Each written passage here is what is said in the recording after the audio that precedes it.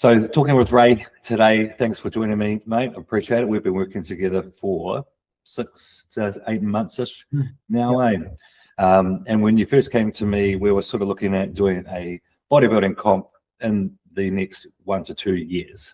But prior to this, there was a lot of stuff that you sort of worked through, a lot of history that you had as well. And I really want to dig into that side of things because I think it's really important for people to understand that you haven't always been fit. You haven't always been who you are right now, and like hopefully inspire some others to start their journey the way you did as well. So talk to me about that. Like, where did you come from? What was your childhood like? What started this journey for you? Yeah. Oh, kia ora, Chris. Yeah, thanks for the opportunity to have a cordial with you today. Yeah, like you say, I've been under your leadership since I think it was like August last year. That's right. Yeah. And so pretty much came in terms of I've been on a bit of a wellbeing journey since 2020 COVID. I was at a point in my time of my life, should I say, where I was traversing, or I was just treading ground, and I think at that point of time there was a significant bereavement that happened back here at home, which kind of like impacted our community. And when I say community, kind of like from Waitara, which is where I'm from. And it was through that bereavement that kind of brought me back home, because I was living away there for a bit. So at that point of time, that's when my whole worldview started to shift in terms of like rediscovering who I was as a person, as opposed to who I was just living day to day. So, you know, when I think about where it started, I had pretty much been through my wellbeing change in terms of, you know, from 2020 and up until August last year. I just wanted something that was specifically for me, but something that was going to give me another challenge, which led me to, you know, to coming over to you. So I suppose, you know, at that point, I didn't know what I was getting myself into. I've only had discussions, pretty much a lot of vulnerability as well. Yeah. So, you know, and saying that, you know, that was kind of like in a short stint around what I suppose my whole order journey was looking like. But prior to 2020, since being a kid, really, I had always been overweight or carried weight. Yeah. And when you are brought up in a space where, you know, food is great. To this day, I really enjoy my food, you know. But I think for me and for my whānau and in our culture, you know, manaaki is a big thing for us. And so, of course, those that have experienced it, which I'm picking most people would have one way, shape or form, is that when you have the value in terms of looking after people, kai or food is a big part of that. Yeah. And, you know, and I suppose through that too, you know, your relationship or the way that you see kai is in a lens of nourishment in terms of giving and love. And so, you know, it's an interesting concept, because when I kind of reflect growing up through the 80s, you know, food back then is very different to what food is now in terms of the palette and the menu options. It's very different. Yeah, it's a lot of calorie dense now, which weren't as available back then, right? That's right. When you think about it, is that what we had back then was straight from the land. So everything, even though kai has been a big part of it, but everything that we were getting was really good as a kid. My palate for food has been bigger than just meat, spud, salt, pepper. Yeah. So, you know, I can still remember as a kid, I was never that kid that would jump at the food that everybody liked. Right. You know, so I've never really had a palate for seafood or for, you know, boil up, you know, that type of stuff. It was just never for me. Like even to this day and age now with boil up and stuff like that, I will not eat it. Yeah. And when you're growing up as a kid, when that's what you were given. So, but I always said to myself, when I got older and I earned my own money, I'd buy whatever I wanted. And then, of course, you know, the older you get, the more options or choices you start to obtain. I often talk about it like being an adult or a parent to ourselves, and that's something we lose. And there's a bit of a transition period for a lot of people when they come to teenagers, young adults, start getting their own autonomy, income. They don't have to check with their mum and dad anymore if they're allowed to eat this. And you're like, That's you know right. what? It's friggin' at 9 p.m. at night. I'm hungry. I'm getting I'm just going ice to, cream, cookies, and whatever I want. You don't realize, even though you have that freedom and choice, but in some time, because you're just oblivious to what the outcomes or the effects are going to be from those choices. Because like you say, it's 9 o'clock at night, I'm hungry, well, I'm just going to jump in the car, go to Macca's and grab me a feed. Because you're just, and you're eating, it feels great, and you're like, oh yeah, this is awesome. Then an hour later, you're either hungry or you're tired. It just starts having all these reverse effects, but you don't realize it's the food, So I think, I always think of it like in terms of like the love of food, and then just how easy accessibly it is to you. Absolutely. And that's often the focus is enjoyment, comfort, taste, and kind of missing the point. Like that's a byproduct of what food is, and we can still enjoy food. I'm not saying that, but the real thing for food is information for our bodies and nutrients. And it is, that's what food is to us. Your body doesn't go, oh, this is delicious bloody lolly cake or whatever it is. It goes, oh, this is sugars, this is carbs, this is fats. I need to process it for these reasons. It's just the taste side of things that we get carried away with a little bit. So you obviously you came from a life where you were overweight, like you said. And when was it that you kind of realized that you didn't want to be this way anymore? I think it was just being back in an environment where I felt safe, loved, accepted was a big thing too. They've always been that for me. And like anything, even like being back home in Taranaki now, like we always go out thinking that searching for something. We always think it's something that's going to be bigger or better or greater. And but one thing for me has always been coming back home, because this is like who I am. This is my being. And so once I kind of like came back and amongst with my whānau, started to do with our campaigns, our kapahaka campaigns, we always do there's always a hauora or a fitness aspect that we attach to it. And so it was through that. And so we would go to the pools.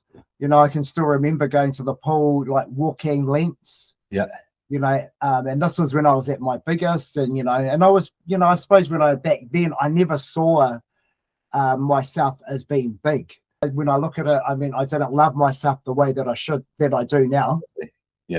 And so I had neglected myself. So, when I think about it, was being around all of my whānau in terms of getting back into moving. So we'd go to the pools, we'd go for walks, just starting to really feel good about ourselves in terms of getting ourselves ready for the kapahaka regional stage that was later on in that, in that year. And so this was, of course, before COVID came. We didn't even know that was on the horizon, but it was kind of like the pivotal start for me in terms of just getting to move. I think I can still remember I started swimming because I love swimming, always loved the water as a kid. And I think I'd swim a length and I'd be absolutely hammered. But then, swim a length and then you'd walk a few, swim another, so it's all that gradual stuff. And so that's kind of like where it started for me in terms of, it wasn't so much around I need to make a change because I want to be healthier. It was more so with the collective, we're moving together, we're being a support mechanism for each other, and we just want to be haka fit, or as best as we can be. So that's when I also have got my gym membership as well, so that was another part there. The interesting thing about going to the gym is that I'd walk in and I'd look around and I'd go, oh my gosh, what the hell's happening here? Like, I see all these people and I just go to myself, I'm like, I don't have a clue. I mean, I know how to work the machinery, but I don't know what I'm doing. And there were times there when I'd be doing stuff and I'd look around and I'm like, what am I doing here? Like, I don't belong here. Like, this is just not a space for me. So, so those were I think for me, that's when the change started to come. was doing that with the Kapahaka group, returning home for work at that time too, as well, should I say. Yeah. So all these things, without me realize, were starting to lay in my path or in my journey, which was I suppose the beginning stages of my journey of where I'm still on today. Yeah. And culture, we talked about this before. The culture is quite a big thing, and food's often wrapped up a lot in culture. But talk to me a little bit about that, what you see with, your family, your whānau, and the wider community as well. Like, how does that play a role in all of this? For me and for my whānau, and for our, our wherever we move, should I say, it's a big part of who we are. Yeah. And, and it's not just associated with, you go to a gathering and you're just sitting there to eat. There's a big cultural aspect behind it. And so, like, for me, in terms of my association with food, like, for instance, at the marae, in terms of, because I've been brought up at the marae out at Urenui on my dad's side and on my mum's too. And so, like, as kids, that was our second home. And so, we, when you look at your responsibility in terms of not only to your marae, but to your whānau and to your iwi, that's all part and parcel. And so, the thing in terms of when we, with our kai and so forth, that, for us, that's a big thing for us in terms of how we fill people's bellies, and the manaki, or the hospitality that we give, is really what is going to be the last impression when they leave, right? And so, from a whānau aspect, for me, like, being in the kitchen has always been my thing. My grandmother, my grandfather, my aunties have all been instrumental in terms of not only doing that for our marae and being ahika, which is like keeping the home fires burning in that aspect, along with other families at that time. But it's kind of like is where I kind of like learnt all my how to work or use the kitchen, should I say. Yeah. And so when it comes to the food side of things, like when we have gatherings at the marae, that's a big part. So, you're often the first ones there getting the food ready, and then you're serving it.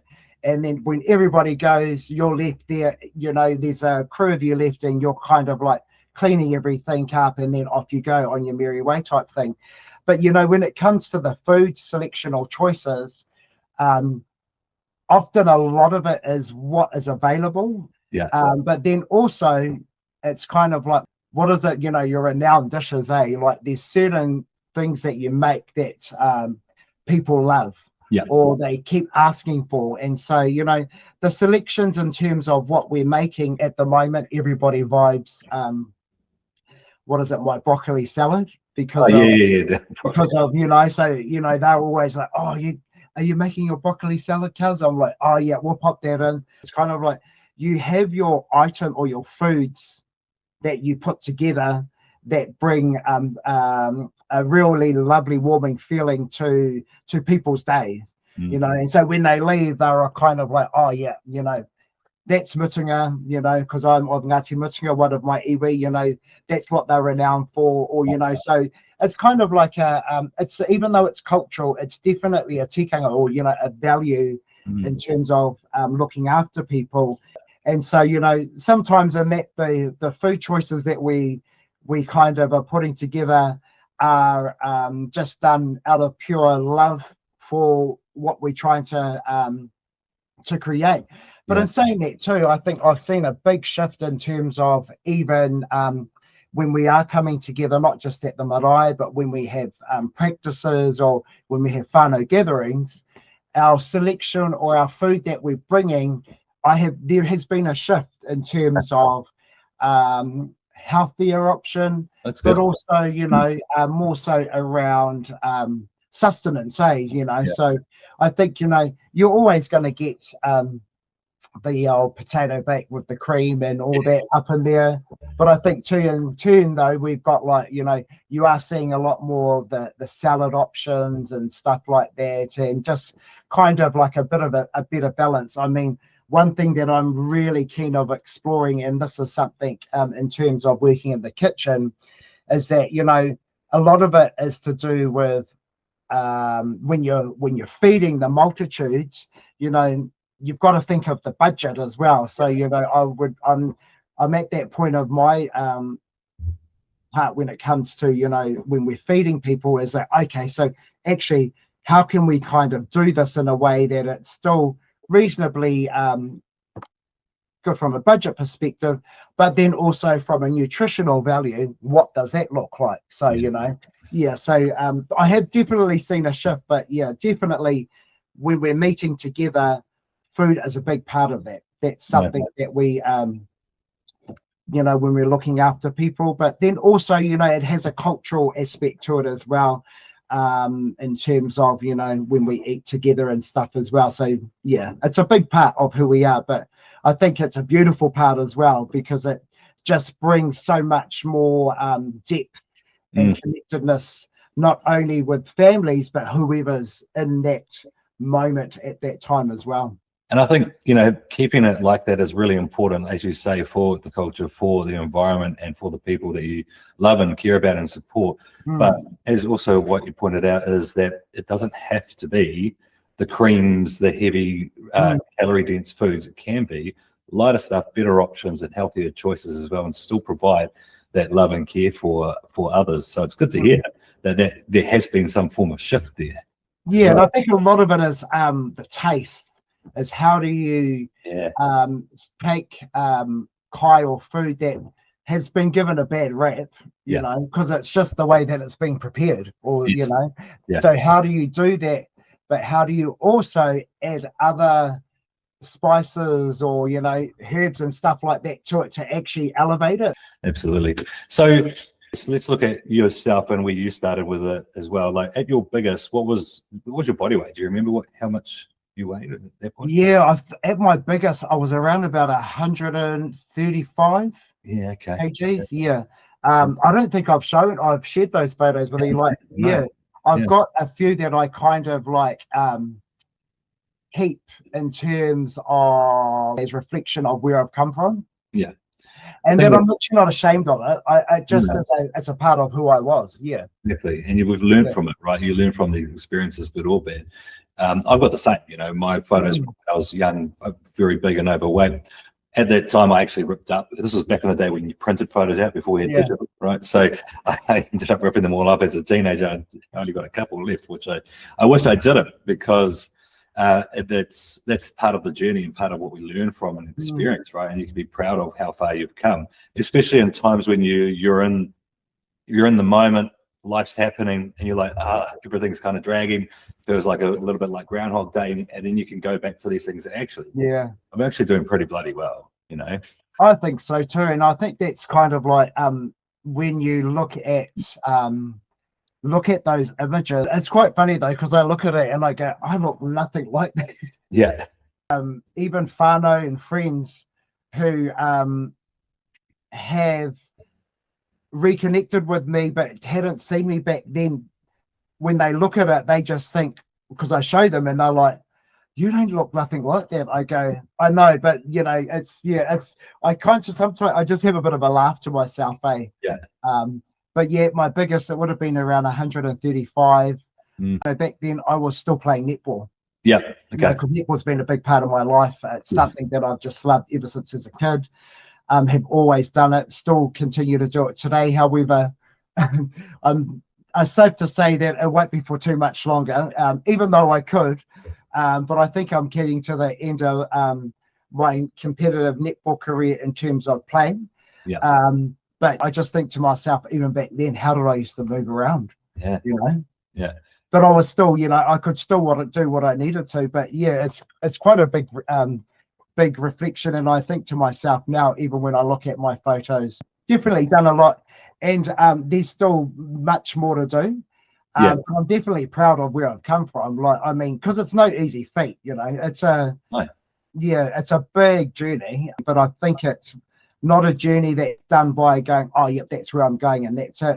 And I suppose for me, it's just been one where I haven't known where I'm going, but I've trusted that wherever I'm going, I'm being guided, and that the people that are come into my lives who are a part of that journey come in at the right time. Yeah. If that makes sense. Yeah. Yeah. I mean, I've had some amazing people who have come through, you know, from 2020 up until this point with yourself, in terms of that have been a part of it and have helped me move through, who've given me some good guidance. And yeah, like, I mean, the interesting thing, and he just comes to mind now, is and I only just saw him this morning at the gym, or at the aquatics and the sauna, is Jamie Turner, who's from Waitara. When I look at back in 2020, he was actually one of the lifeguards there. Oh, okay. At the pool, yeah. And he's a world-renowned triathlete coach. He knows the stuff. But was quite cool is that when I was going to do the walking and stuff like that, a cousin of mine mentioned that he was a coach, but he does a lot of work with our with Taranaki Toa, who is a community that do look at the tries. They do like the Iron Māori and stuff like that. So they were all about a space of providing whānau to come in and to actually want to, I suppose, you know, better hauora, but also support them with learning how to swim, to run, and to, you know, to do the bike. And so, yeah, it was my cousin back then who was a part of that group that said, oh, you tell JT, give you a swimming program. He's done that for me. So I was like, oh, okay.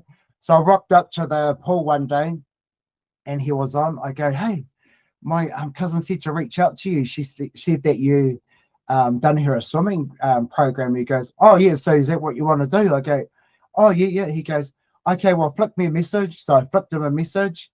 Didn't hear nothing from him. And then I turn up on Monday and he goes, well, let's go. And I go, oh, what do you mean? He goes, well, get in the pool. And I'm like, okay. And from there, he would just give me certain exercises and stuff like that, improve my stroke. Well, after about, I'd say about 6 weeks, I was just in love with swimming, because it was the work or the guidance that he gave me from his knowledge in terms of what I was doing, how I can improve. And then from there, a lot of my weight shifted through swimming. Because, as you know, it's easier on the joints. So, you know, from there, that's pretty much where a big part of it kind of like started. And that's when I started to see just the weight shift off. And at that time too, you know, was the food that I was eating was getting better, you know, but I was just, you know, trialing to certain things. That's kind of like, people have come into my lives at the right time. And I think it's, you know, when you surround yourself with great people or positive people, then great things happen. And so, you know, that's kind of like one of how I live my life, really, in terms of what I want for myself. So I think it's really important to do that, try and always aspire to be like as you look up to and be around. I think a good thing that you sort of highlighted there as well was that there wasn't like one thing that changed everything for you. It was a combination of many things at many different times. It wasn't like you go, tomorrow I'm now eating healthy and getting into the gym 5 days of the week. You know, it was like a gradual process that you slowly built up over time and allowed you to make mistakes potentially quite a lot, but also learn from those mistakes, right? That's right. Yeah, I think a big part of it is mental. It's the mind, The mind's a powerful thing.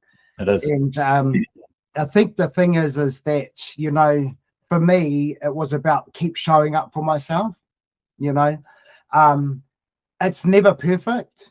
No. And you learn that over time. And I actually use it quite a bit in conversation and for a bit of a laugh, because, you know, I'm like, oh, you know, you're going to start on Monday.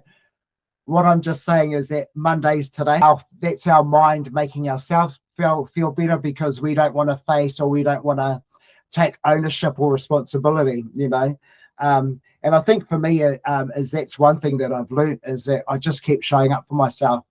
I may not be perfect, and we're not supposed to be perfect. Nothing's perfect. No. But I think that's the authenticity we bring into to who we are as not as just an individual, but also what we provide to our families, to the communities that we're involved with, to the people we meet.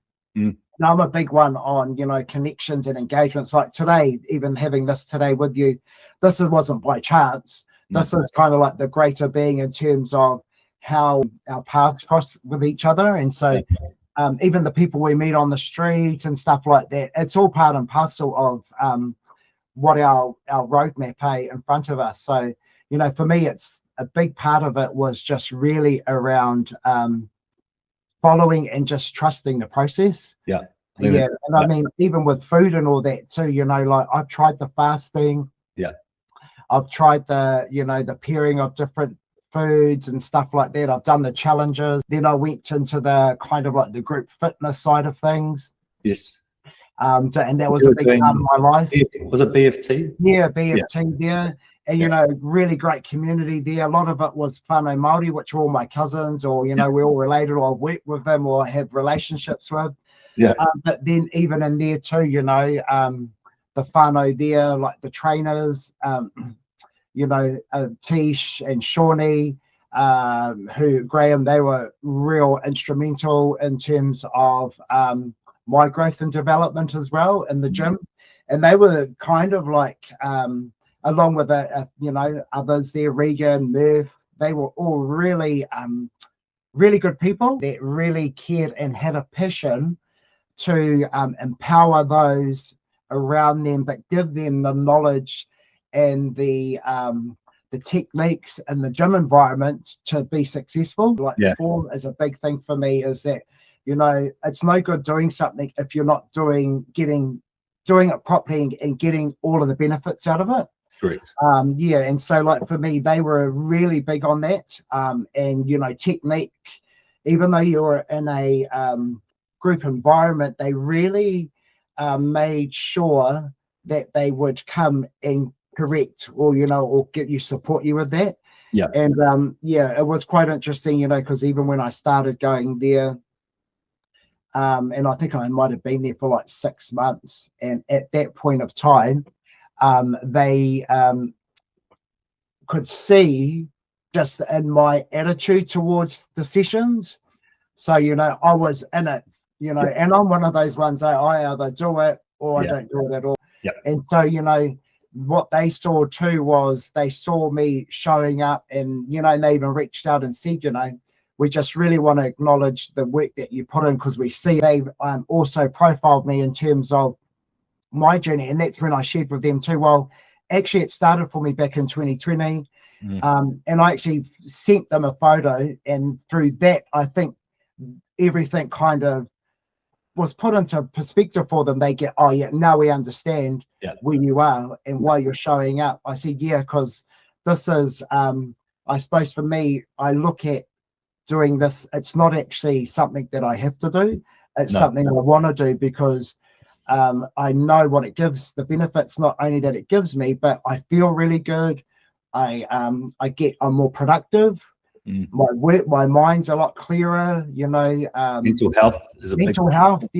Everything just all ticks off, and then I say, and who would have thought how easy that would be, and we just have a bit of a laugh and whatnot. But it is like that. I mean, from the outside perspective, someone looking at you might say, oh man, you work so hard, I don't know if I can do this.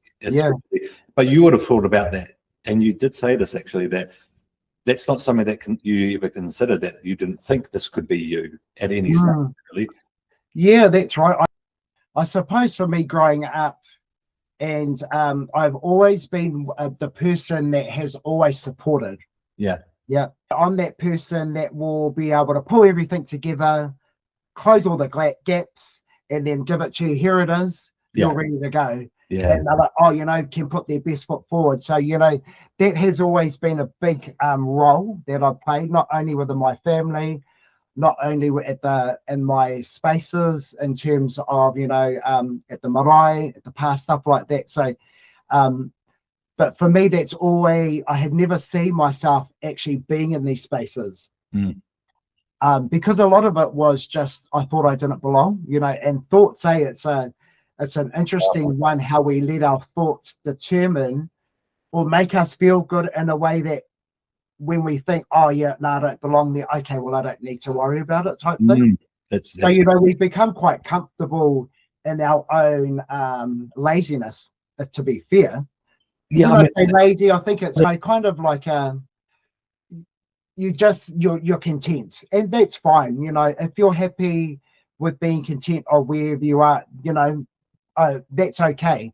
But I think for me, I wanted to not only see who I was as a person, but actually what can you do? yeah, You know, I and think, that's where the vulnerability comes in. You know, yeah, yeah, yeah. I would. It's not lazy, really. I oh mean, yeah, people can be extremely hardworking, but very unhealthy at the same yeah, time. that's right. Yeah, But like you said, like a lot of it is mental. A lot of it is self-worth, and not seeing yourself as someone who's worthy or able yeah, to be like that. And I think that's also the issue we have a lot of the time, is that people will see where they want to be potentially in 2 years, 5 years time even, but not what it takes to get there.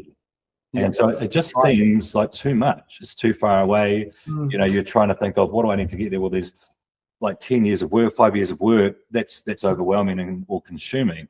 Whereas if you look at what you did, you didn't say, I'm going to be on stage bodybuilding in 5 years, 10 years, whatever time.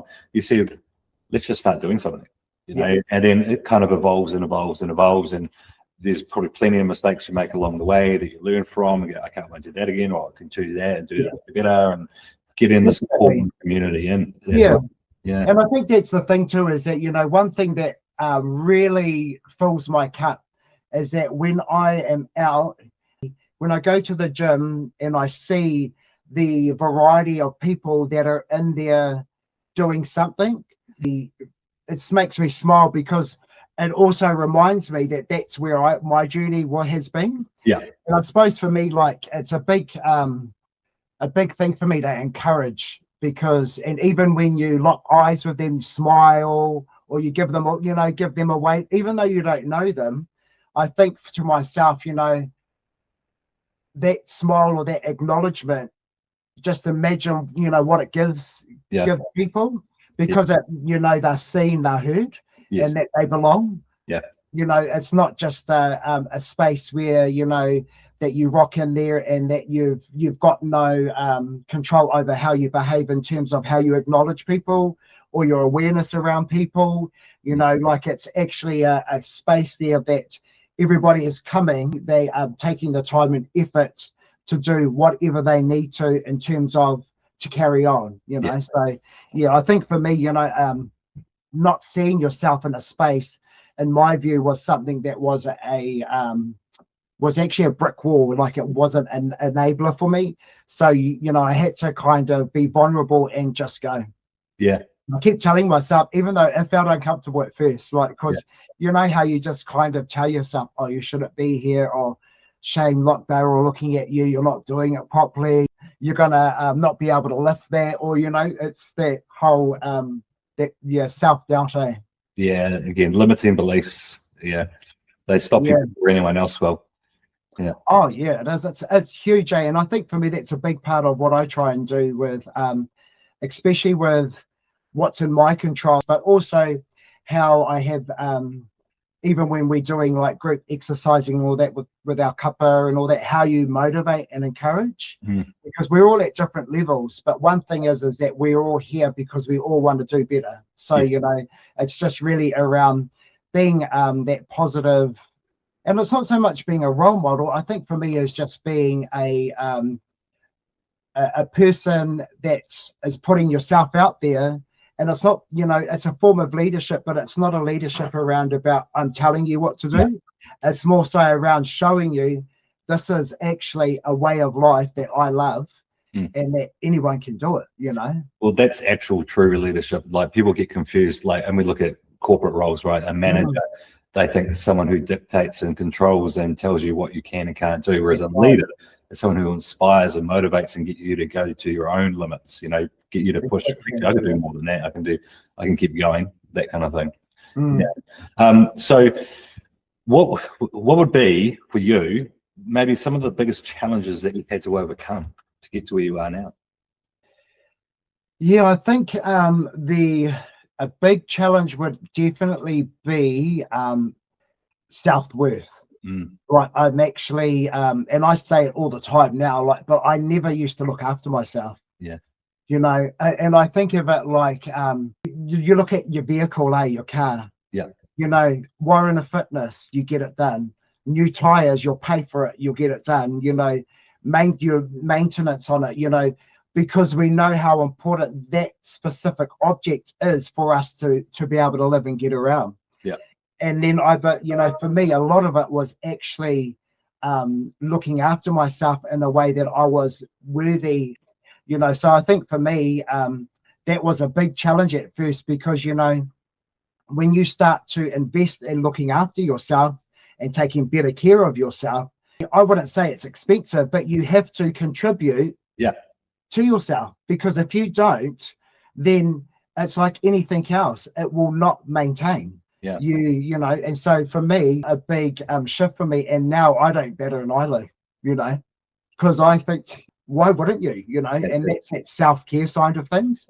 You know, it's one thing to run yourself ragged or to really grind yourself, but if you don't rest and recover Yeah, how your body needs it, then you can't maintain, and you just cannot carry on in terms of and being the best version of yourself. So that has definitely been one big challenge.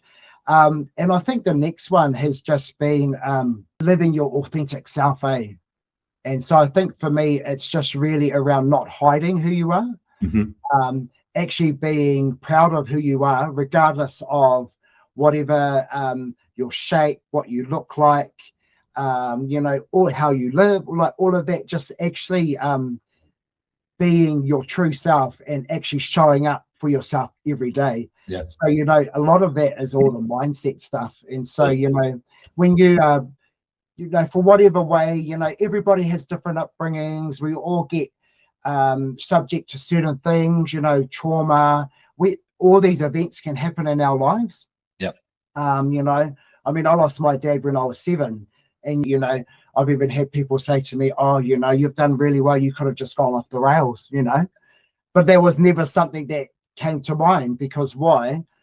Even though I didn't have my dad, I had my community, my family. So I had my grandparents, I had my aunties, my uncles, you know, they all stepped in. So I think for me, it's kind of like, you know, whatever we've experienced, whether it be good or bad, we can take control, and we can do what we want in terms of what's going to be best for us. And like, even when I see others going on journeys, you know, they all want better, yeah, whatever that looks like for them, regardless of whether it's getting on stage or whether it's being standing in the mirror and you're seeing yourself and you're loving yourself, whatever that may be. We all want better yeah. for ourselves. Perspective has a massive role to play in how we perceive things. Like you say, Mm. something horrible could potentially happen to people when, you know, as you say, a lot of people go through trauma or really horrible experiences in their Mm. lives, and it can shape them, good or bad.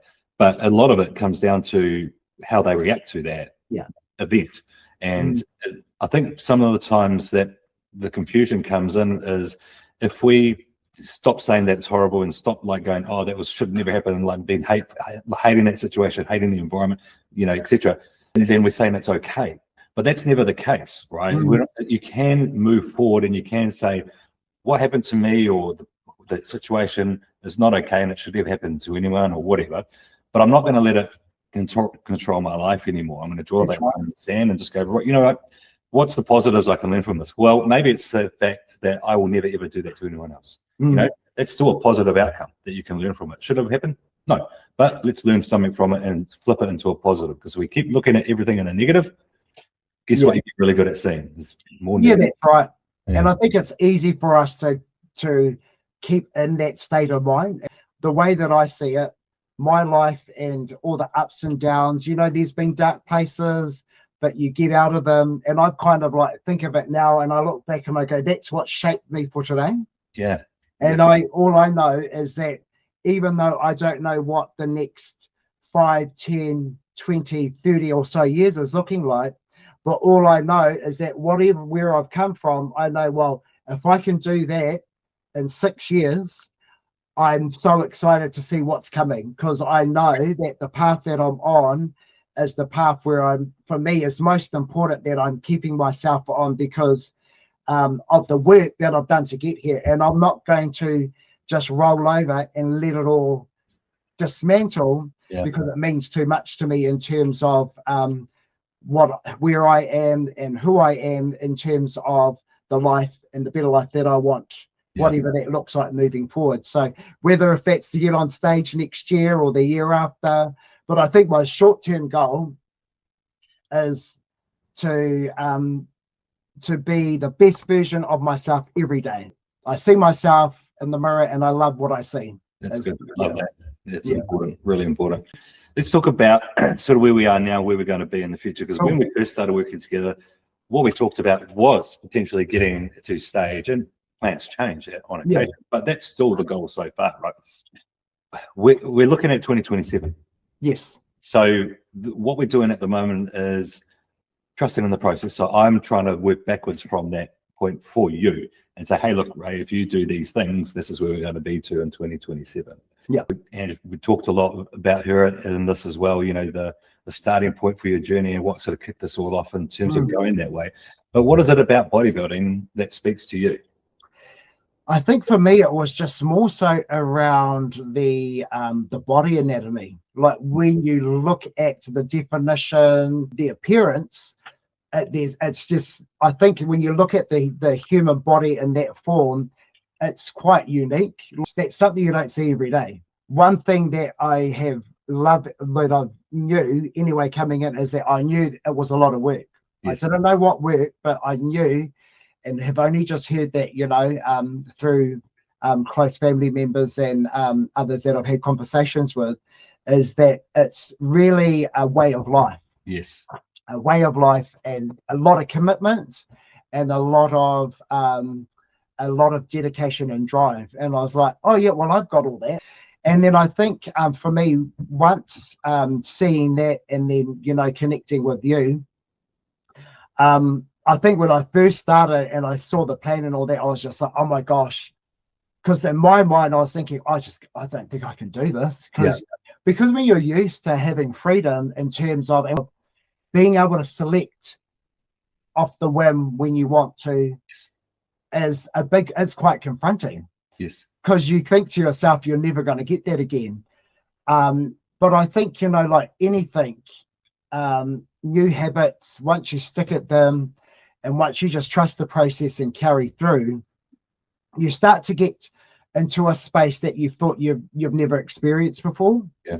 And I think it's those new experiences is what shapes us in terms of, gives us curiosity. And I think for me, that's been the whole, what I've taken from it is actually the way of life, in terms of how much clearer it makes living be when you know your meal plans, what you're eating, your prep, and all of that stuff. I'd have to say that would have to be one of the most consistent things in my life. Yeah. Because, you know, I used to, you know, I reflect on it too. I'd be like, wake up and what am I going to have for breakfast? Or what am I going to have for lunch? Yes. Or what am I going to have for dinner? You know, you don't realize how much time you waste in terms of your thinking around that. And just how much it can influence wrong decisions as well. I'm tired, don't have the time, I'm just going to grab something quick and easy. And often those choices aren't the greatest of choices either. That's right. One thing that has really been powerful for me is understanding that you're eating to fuel. Yeah. Not eating for satisfaction or for pleasure. But I mean, there are times you can do that. No. But I think what I love about it is that I love being able to eat food that's wholesome, that's fueling, giving me what I need, and you're not hungry. Feel good, feel strong. Fueling, and you're just running, yeah. And I think, you know, for me, one thing that I know in terms of with this is that, you know, going out to play netball. Yeah. Very different to the many years that I've been playing. You know, when you fuel properly, your performance is just totally different, and even like in the gym and stuff like that. So yeah, I think for me, is really been the game changer. I think that's it, and that's a lot of the myths and the stuff that is out there on social media, you know. Very confusing for a lot of people. Yeah, that's it. Very confusing, quite like information overload, really. Yes. Yeah. Too much information, and also it's not quality information, unfortunately. It's just a lot of fear, a lot of scaremongering, and I think a general rule that I always try and get everyone to look at is, if this person is perpetrating a fear-based narrative, they're generally not there to help you. They're there to serve their own narrative. They're there to get something out of you. Yeah. And if they say, talking absolutes, so carbs are going to make you fat. It's like, well, hang on. That's not the case based on oodles of research, decades of knowledge. If you eat too much of them, sure. Yeah. But that's the same for anything, if you eat too much of anything, right? That's right. So I think that's where a lot of confusion is, because there's so many conflicting things that people say. I mean, geez, there's people that talk about not drinking the normal water. You have to have alkaline water or different ways of breathing. It's just like, oh gosh, come on, guys. Yeah, I think that's why I appreciate the stuff that you share on the in terms of like, you'll grab whatever is being done and then you'll talk to it. Yes. Yeah. Whenever I see that pop up in socials and that, and then you're talking to it, I have a bit of a laugh to myself, because I'm like, oh yeah, this is going to be interesting. Yeah. So it's just another way of taking light of something.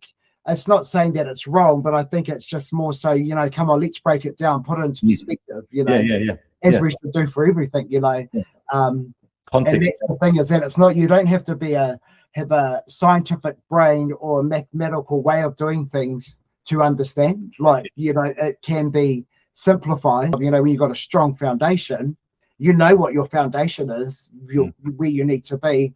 I think you can continue to thrive and grow. Yeah, absolutely. Yeah. So I think I just love seeing my body take shape and form in a way it's never done before. Made heaps of changes pretty rapidly, Yeah, and I think for me that's been that's the appreciation in terms of the work. Yes. The work we put in, whether it's in the doing the stuff that we've been doing here, but even in life, when we aspiring to wherever we want to traverse to, whether it's owning your own business or at work, what are you trying to achieve? Have you got the work-life balance happening type thing? I think like anything, it's the work you put in, you start to see the rewards in a way that's beneficial for you. Yeah, absolutely. Yeah. So what would be something that's a bit different? I mean, we've been working together for, it's actually almost a year when we look down on that. How have you found it? Like, what's your experience so far? Yeah, I think the experience for me has been beneficial in terms of understanding a way of life that is more than just to get an outcome. Being stage ready, for instance. What I've learned so far is that it's not hard. You don't have to do all of this to get that. It is really simple. It's just how you apply it and what you're doing at your end in order to not only live well, but also get a result.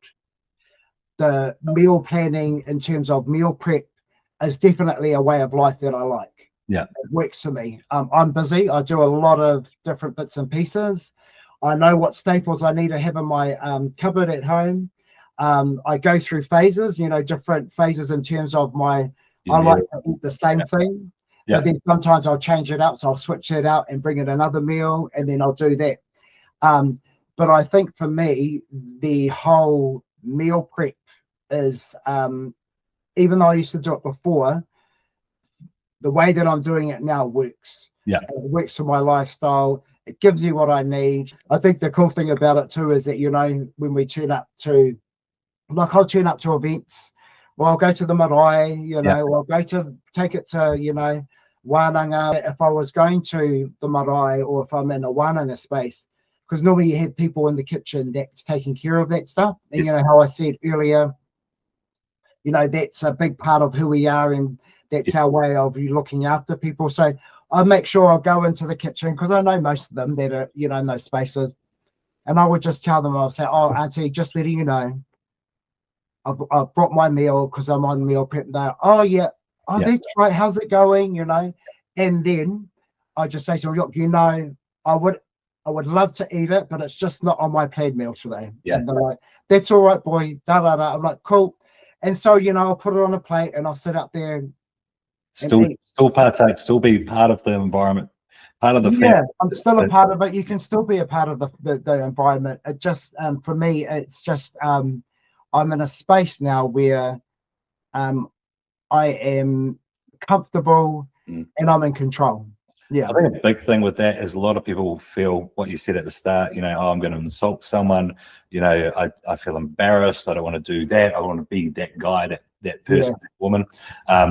Whereas if you flip the script and you were in that environment, like you're in the kitchen and someone came into you and said, hey, look, I've got this goal. This is what I'm working towards. It's really important to me. That means, as much as I'd love to have your food and I appreciate it, I'm going to eat my own food. Is that okay? What would you say? You'd be like, absolutely, man. Like, go for it. I support you 100%.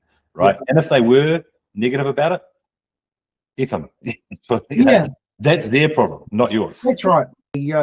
By being respectful and actually going to have that discussion, because when I first started on the program, and I think it was like 3 weeks later, we had a weaving wānanga at Te Wānanga Aotearoa, and the whānau in the kitchen, they do beautiful food. Yeah. So, when I arrived, there was one of the ladies in the kitchen and our tutor, and that was a perfect opportunity because they were both there, and I just said to them, explain to them what's happening.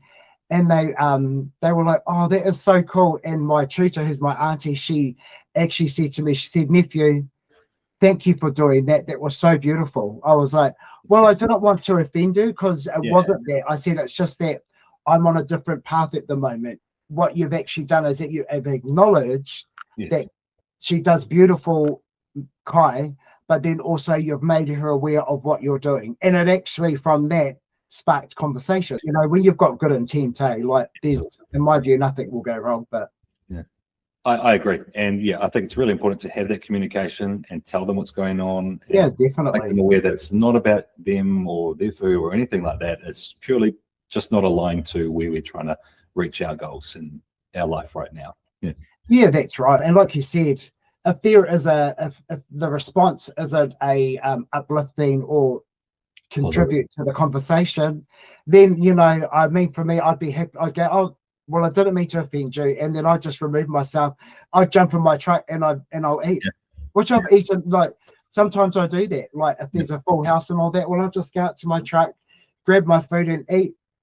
I'm done, and then I'll go back in because I move in a lot of spaces. I will just kind of read the room, and then I'll do what works for me. So.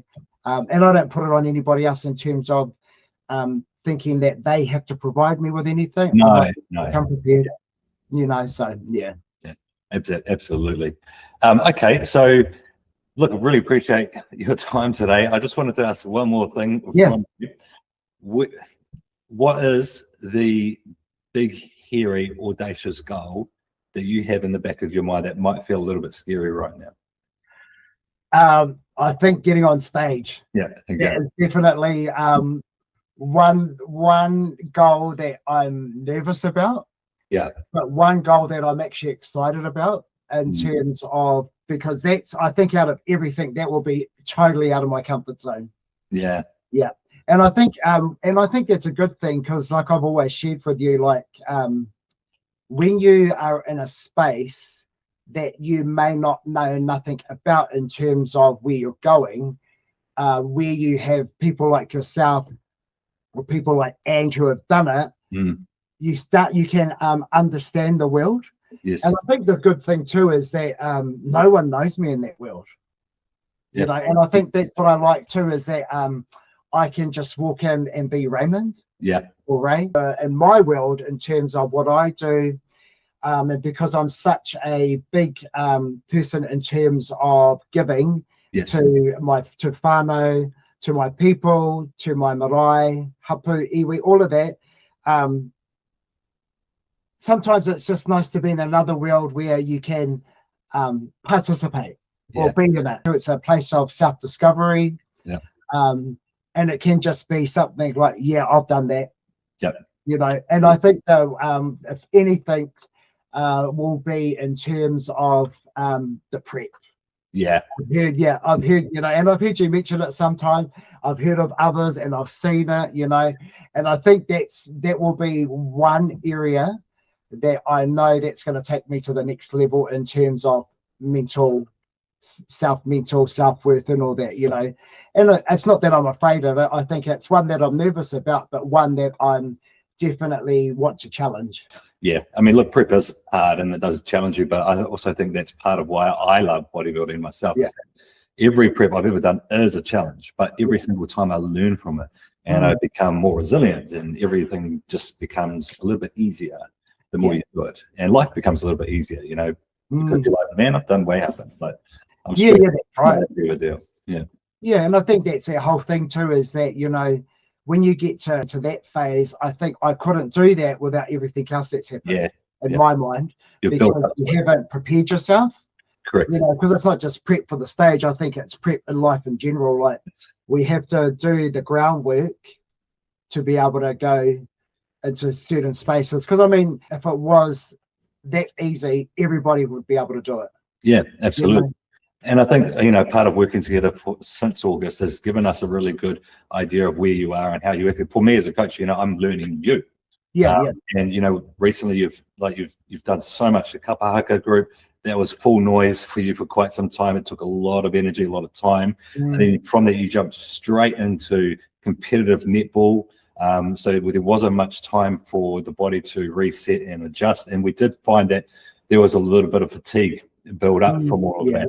And part of the journey is like, okay, so Raymond, he pushes his body to the limit, and then he's like all guns to the next one. So for me as a coach, I'm like, hey mate, now we need to pull back. Now we need to do less training, allow that body to recover, give you more food, all that kind of stuff as well. So definitely good to learn more as we go. Yeah, and I think that's a good appreciating in terms of when you have really good people around you, like in this case with you. Coaching me in that sense too, because you're most of the time you're being the voice of reason too. And I think the more we go along, the more it's like a partnership, it's a relationship, to get the best out of both sides, you've got to communicate. Correct. And you've got to be clear in terms of, because things change. And I think, if anything, with the recent, like you said, come out of Kapa Haka, then straight into netball, and then after that there was that kind of like the fatigue and the real low energy, and but being able to voice that to you, if I didn't do that, you'd been none of the wiser. So I'm appreciative too. It's kind of like your guidance around where I need to be or where I need to go.